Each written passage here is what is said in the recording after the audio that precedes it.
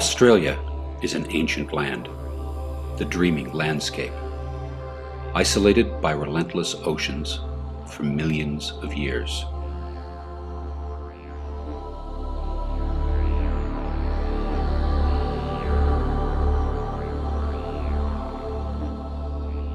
From the snowy mountains of the south, where summer turns to winter in a day,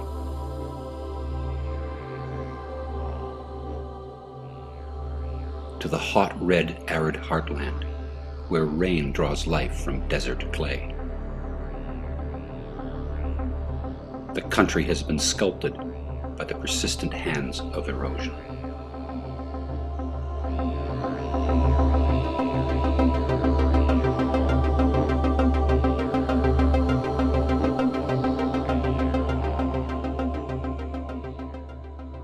Along the Great Dividing Range, rainforest finds sanctuary in deep gullies.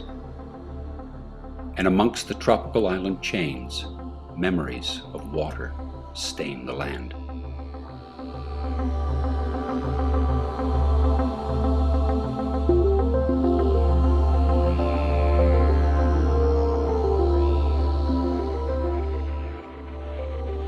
Once there was a lake teeming with life, now bones and sediment.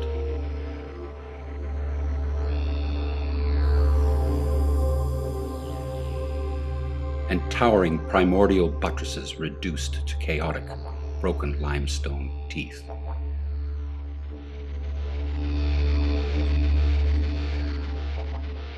Here volcanoes once shook the earth, now eroded to cold, solidified plugs.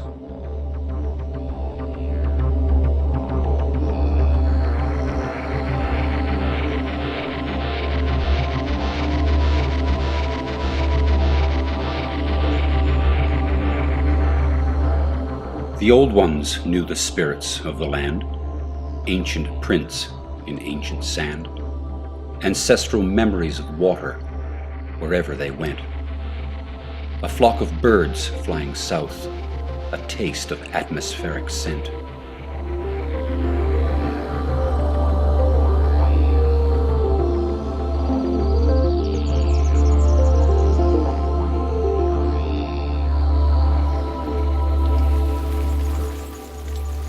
Promise of rain and a distant thunder.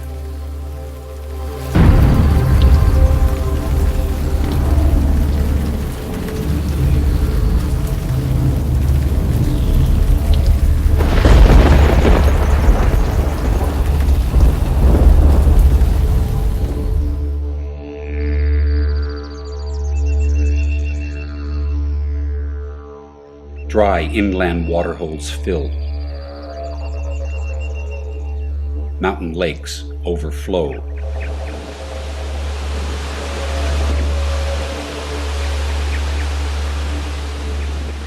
Cascading down the mountains into bubbling crystal creeks.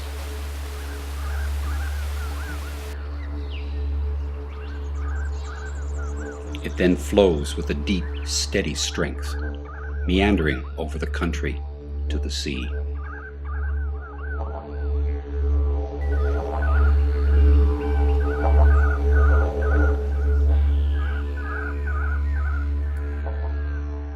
Not all the water that falls to earth follows this course. In the secluded Wombeyan Valley, it makes another way.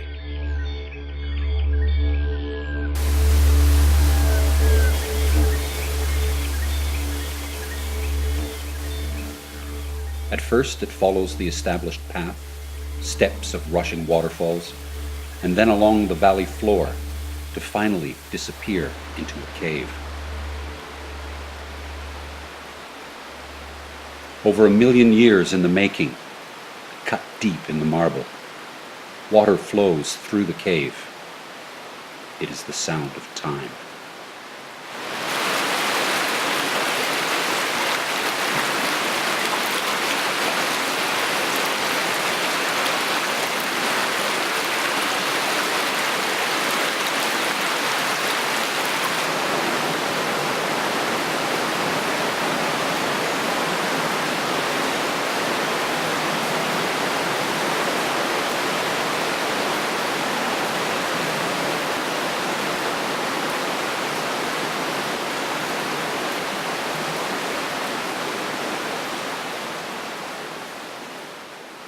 we follow this stream underground and discover some of the history and mystery of Wombeyan Caves.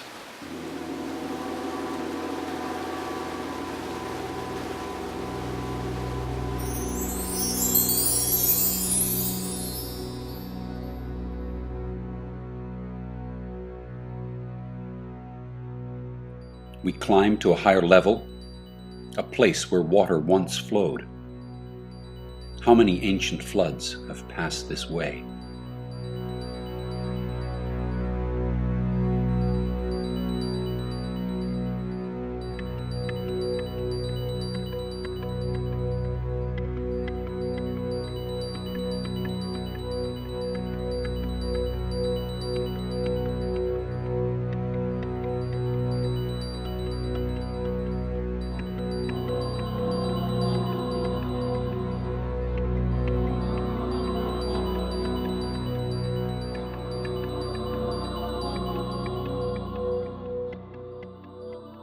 One man who has experienced a Wombeyan flood is Ken Fleming, cave guide and historian.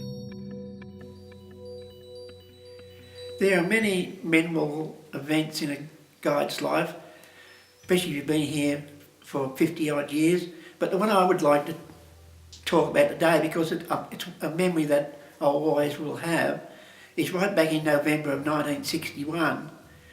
We had a huge rainfall over quite a few days, and the creeks were all flooding, and we thought we'd seen the worst of that flood.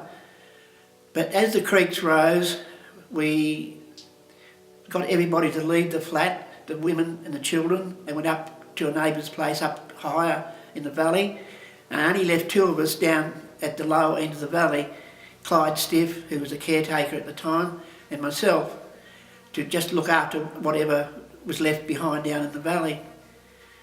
We didn't realise what was going to happen. The cloud systems changed. We had clouds coming in from the western, and clouds started swirling in from the coastal areas as well, and over Wombeyan they collided. And as the day went on, it got darker and darker and darker and more frightening, and the thunder that rolled around the valley sounded like we thought the valley could end. And if that passageway down through the arch blocked up, the whole valley would flood. But that didn't happen, but the water just kept rising.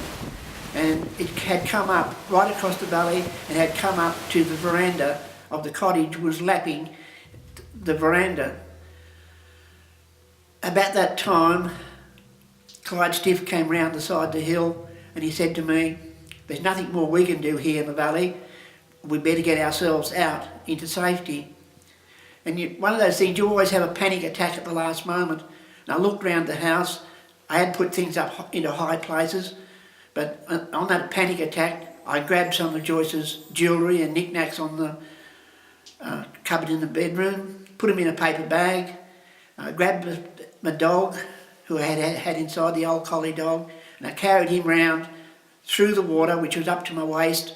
We climbed over the fence, and to get out of the valley, we walked up the cave track, the only reasonable way out of the valley. At that period of time, there was no track over the top of the archway, so we fought our way through the timber and bush, round over the top of the arch, down towards the caves again, and up to our neighbour's house. All this time, because the wind was raging, the rain was probably coming down more than an inch an hour. It was quite torrential. And what I'd forgotten about, of course, was that paper bag which I was carrying. And when we got up to the house, guess what? There was very little left in that paper bag. And that story keeps repeating back to me from the younger generation who saw me carry that bag that day. They still tease me now, 50 years later, but carrying Joyce's jewellery in a paper bag. And I think that is my most memorable event of the valley.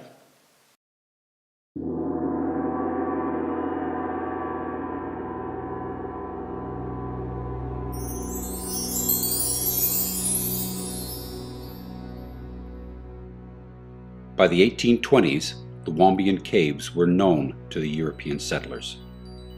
These early visitors left their mark. We call it historical graffiti. Attitudes toward the significance of natural environments have changed. Today we take a digital photo or selfie of our visit. There is no need to mark or damage the caves or country.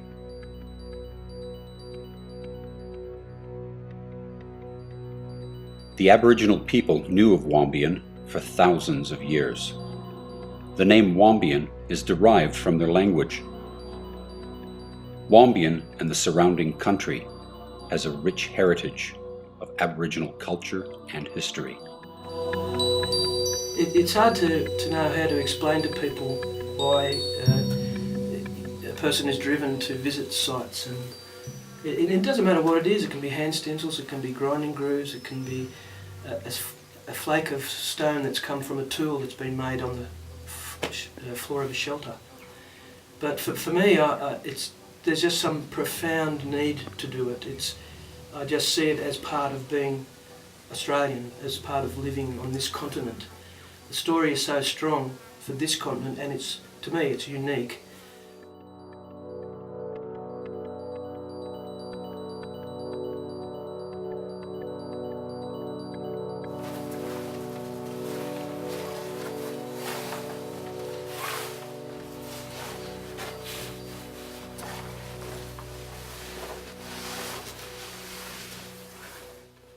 We follow constricted passageways deeper into the past, squeezing between cold, sharp marble walls in search of the stream.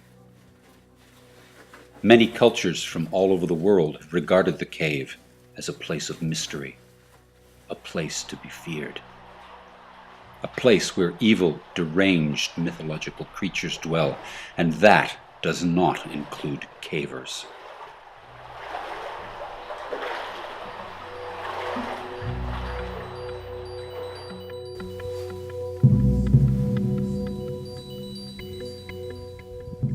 The worst case scenario is to be alone, lost in a cave, confronting the monsters that hide in a frightened and bewildered mind.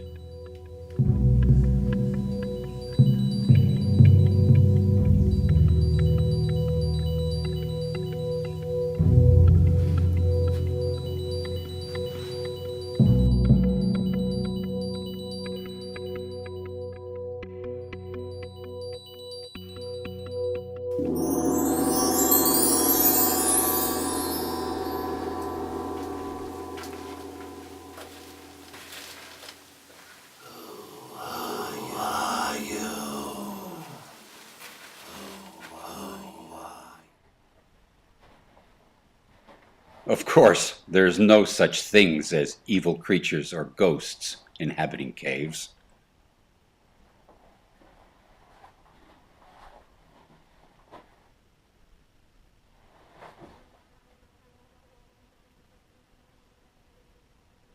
So what kind of person enjoys a world of perpetual darkness?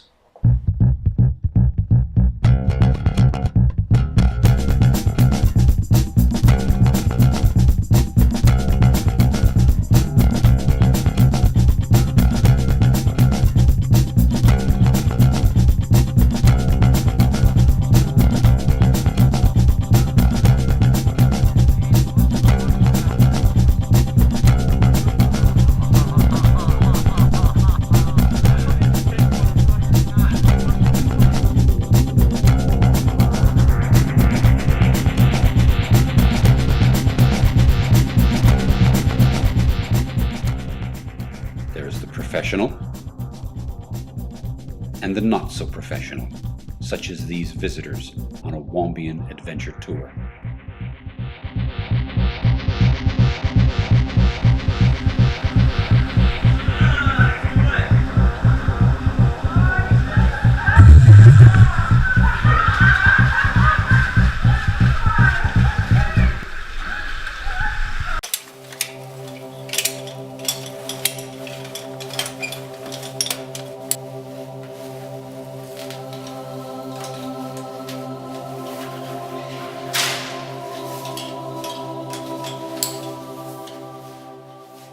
Al Worrell has been caving for over 45 years and has gained a reputation as a skillful and extremely competent caver, challenging himself in some of the biggest caves on Earth.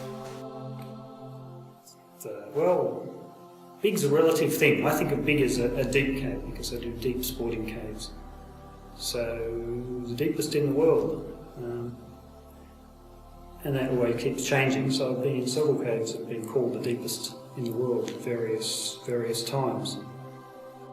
One of the earlier deepest ones was the famous Gouffre Berger in France that was the deepest for a while. Not when I did it, and then it had been superseded by a couple of others in France, the Pierre Saint-Martin and the Gouffre Jean Bernard, which were both also deepest at one stage. And I went down to Jean Bernard when it was the deepest. It was about 1,600 metres deep, I think, when I did it. Although I couldn't get to the bottom because I didn't have diving gear. And then more recently I've been caving in Abkhazia, which is south of Russia in the Caucasus Mountains. And that's really deep, that's over 2,000 metres, 2,150. And it's a very, very deep cave that you've got to put in camps and take several days to get down and out.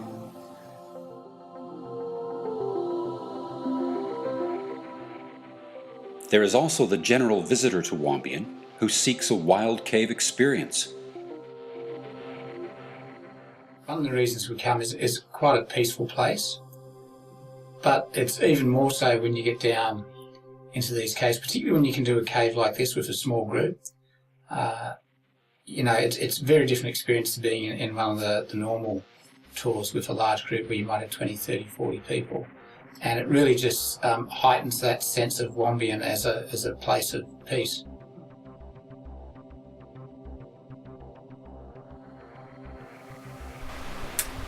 Well, it's a different environment to the outdoor environment that we're all accustomed to, and it's not one you get to experience very often. So when we like to create the opportunity to do it, and Wombeyan's a great place to do that. Yeah, well, one of the great things here at Wombeyan is that the caves have been very well managed and conserved, and it's good that the access is controlled so that damage isn't being done, and so that you know that in hundreds or even thousands of years' time people will be able to visit these caves and still see the things that we see today. A caver can also be a speleologist, one who studies caves. I caved at Wombeyan for something like from 1966. Wombeyan was the first cave I did in Australia. Well, these particular caves, for example, are excellent stalagmites here, which have been studied for paleopast climates. There is an excellent paleontological record here in the caves. The geology is fascinating. You have to realise that these are the most extensive caves in marble in Australia. Some cave scientists find ancient cave dirt to be a window on the past. My special interest are cave sediments because you can find out many things from them, from where the minerals have the provenience, where there is their origin, or how old they are, because you can find also some iron minerals in them, so you can do the paleomagnetic research on them, because whenever the particle of iron is sedimented in the cave sediments, it is orientated towards the north or towards to that magnetic field which existed the Earth at that moment. So you can find many different interesting things also from the mud and from these very not nice looking sediments in the cave. The most frequently asked question is, how old are the caves? Well, sediment deposits can tell us the history of the caves, and some of these breccias can tell us about the history of the rock that the caves are in over longer periods of time. Well, what sort of time frames are we talking about? Well, for the breccias, probably hundreds of millions of years. How old do you think this cave system would be? Didn't find any This is the most serious and difficult question for, Yes, for this is the what tourists researcher. always ask us. No answer till now. Caving clubs have an important role in cave conservation at Wombeyan. The way I got into caving is quite similar to a lot of the people in my club, the Sydney Uni Speleological Society, and it's where you'd probably be taken on a tour as a child, maybe to Wombeyan Caves or here at Wombeyan, and you start to do more show cave tours and learn about the caves through the guides, but then you're looking off the track and wondering where does that hole go, where does that climb go, has anybody ever been down there? The way to explore those areas off track is to join a club and to go with people who can teach you the techniques to do the wild caving. When you join a club, one of the first things they'll teach you is minimal impact, and that's the idea that these places are very special and that you're a foreign visitor and you have to do everything that you can to preserve them, to make it the most like you were never there.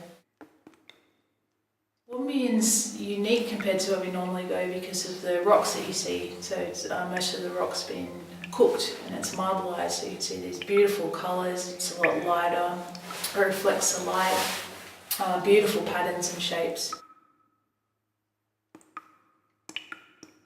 I'm relatively new to cave diving, and it's because I've been bitten by the exploration bug. So you get to the point where you're going through these underground passages and tubes and tunnels and climbs, and then in a lot of caves you'll reach what is called a sump, and that's where the cave passage continues underwater. And so the only way to keep exploring is to put on modified scuba gear and actually continue caving underwater through these submerged tunnels.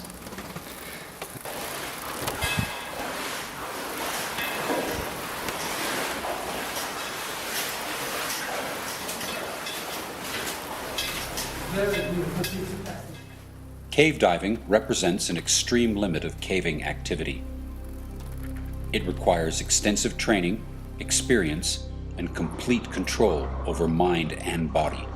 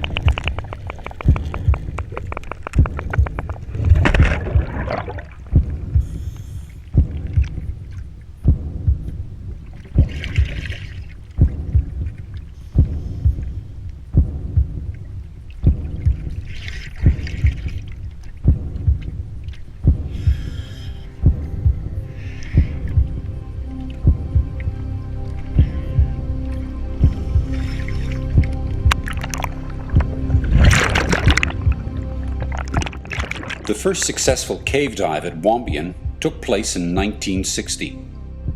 After 3 years of exploration, Brian Weston and Ben Nurse from the Sydney Speleological Society made the connection between Junction and Fig Tree Caves. Ben Nurse was also a part of the team that made the first cave dives at Wombeyan Caves.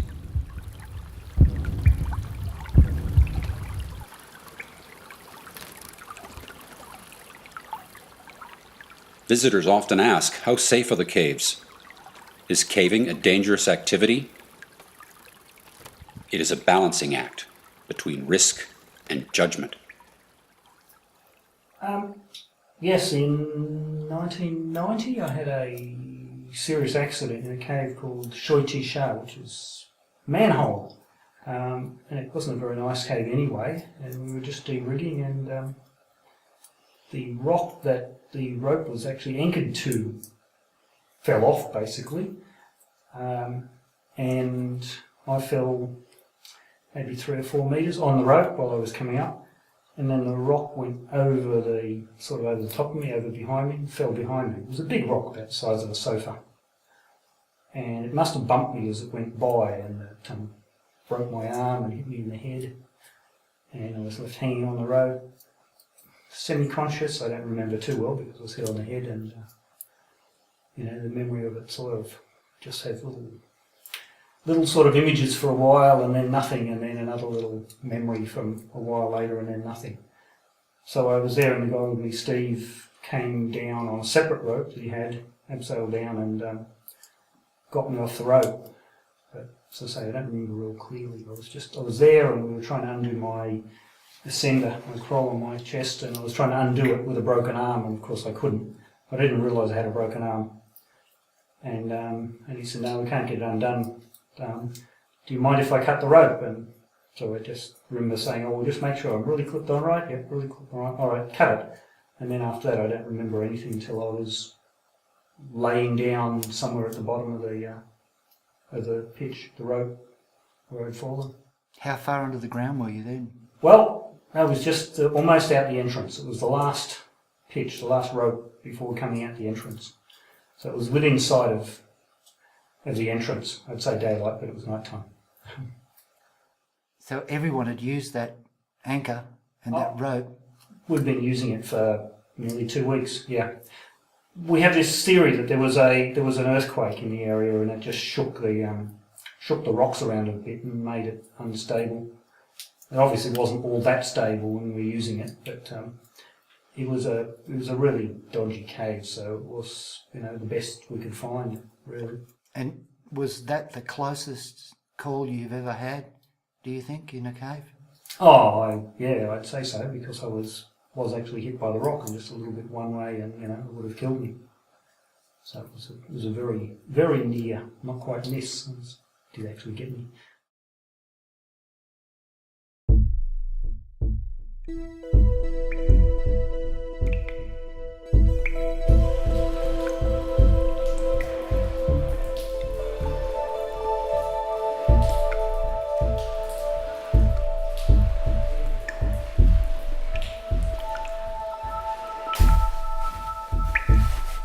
Wombeyan is a special place for cave-adapted life and the creatures that live inside and outside the caves.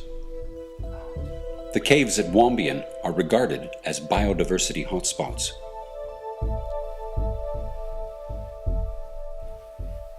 Inside this cave, which has restricted access, are tiny shrimp-like creatures, amphipods. As we push aside the floating calcite rafts, we can see they are cave-adapted. These amphipods lack pigment and eyes. How long have they lived here in total darkness? 1,000 years?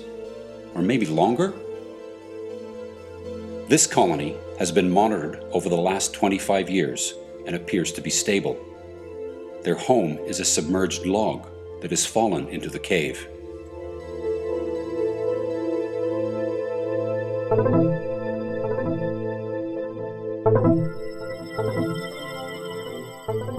In the Junction Cave, we encounter a short-finned eel. Guides from as far back as the 1930s have made regular sightings in this cave. This eel swam between the cameraman's legs and did not seem concerned by his lights or his presence.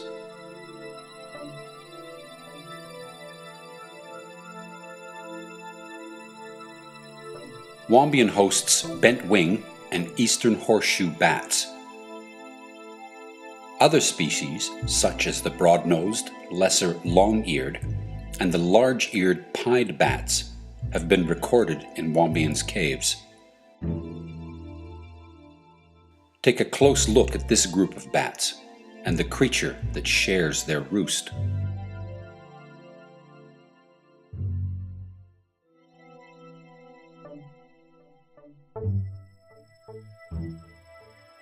strange bedfellows.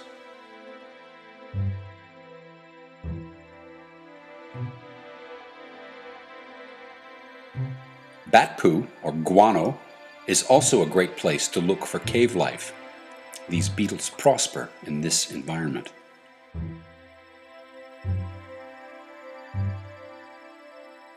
A harvestman is a predator, but not a spider. Wettas, or cave crickets, are very sensitive to vibrations. Can this cave spider and slater sense each other in the total darkness of the cave?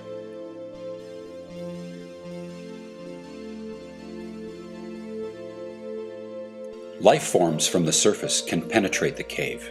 They are called accidentals. Some survive and some do not.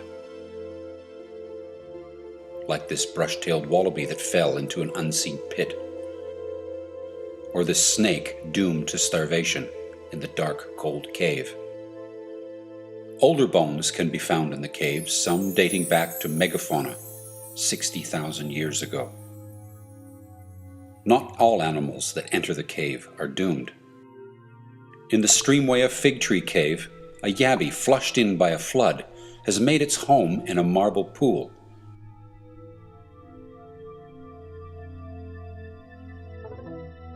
And tadpoles have found other pools deeper in the cave.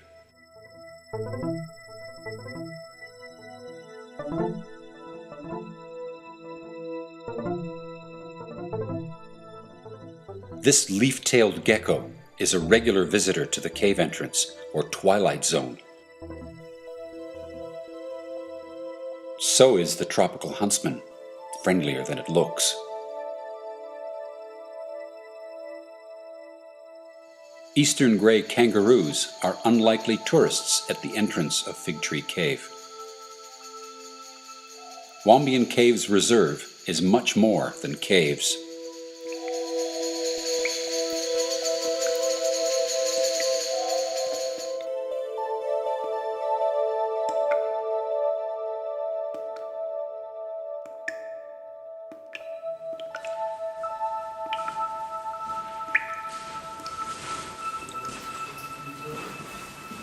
It all starts with a drop of water.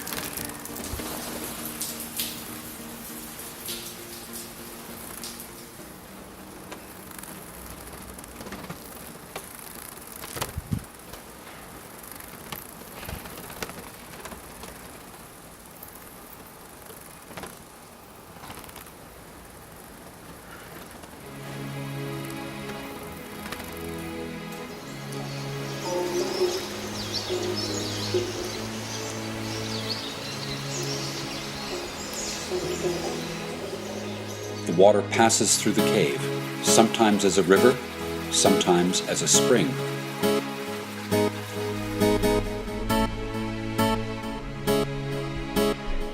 At Wombeyan, underground waters emerge into Mayor's Forest Creek, also known as Daydream Canyon, a natural sculpture in marble.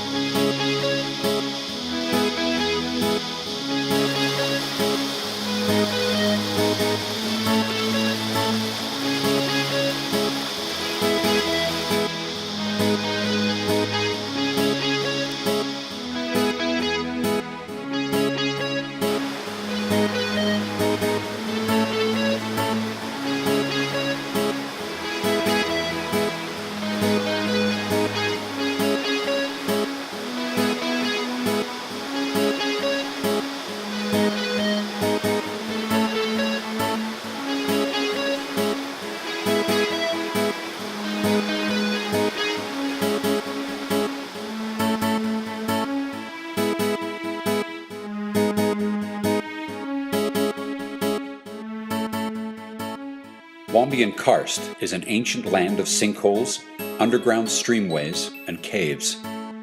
One of the most significant marble landscapes in Australia.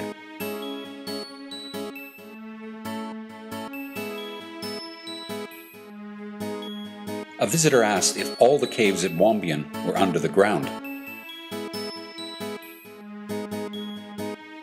Millions of years ago, there were caves above the present-day caves. These older caves have been eroded away, leaving only remnants of their existence. These crystals formed in a cave environment: flowstone, weathered stalactites and stalagmites, calcite rings and crystal teeth, unearthed, unroofed caves. A testimony to Wombeyan's antiquity.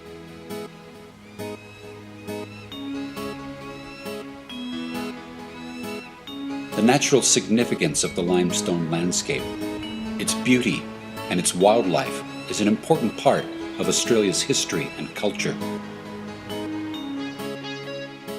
Sadly, these areas are not always protected.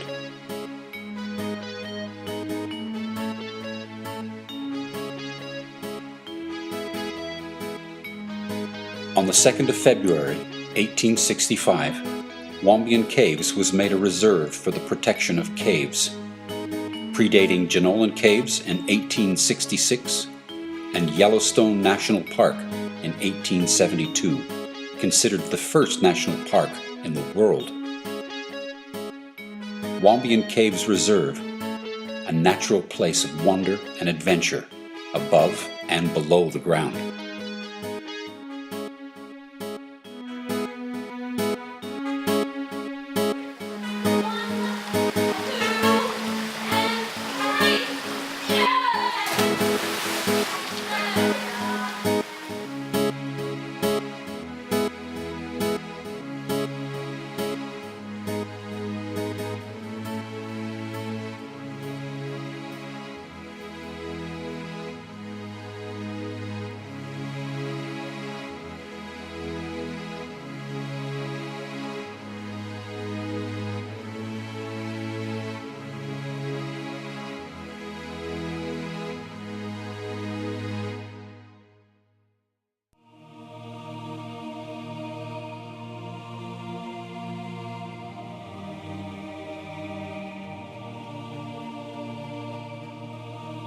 There's definitely a lot of unique personalities, and I think that comes down to the kind of person that would like, who thinks a good weekend away would be to something where you need gumboots and knee pads and lots of batteries and crawling around in the mud.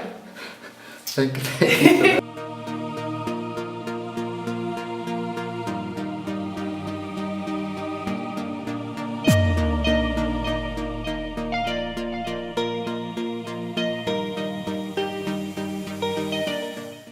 Oh, it's for the chicks. Any other? It's all about exploration, mate. That excitement when you're standing somewhere that no one else has ever been.